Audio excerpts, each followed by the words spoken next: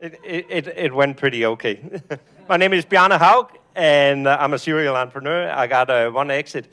So I have a big 24-foot enclosed car trailer that I paid $130 a month for to have at a storage facility, and I realized that is stupid. I use it 6 times a month. I want to rent it out. There's only Marketplace, Craigslist, whatever out there. There's no securities. So we decided to create my trailer as a trailer rental marketplace. And instead of paying $130 a month, I'm now making between $500 and $1,000 a month renting out my trailer.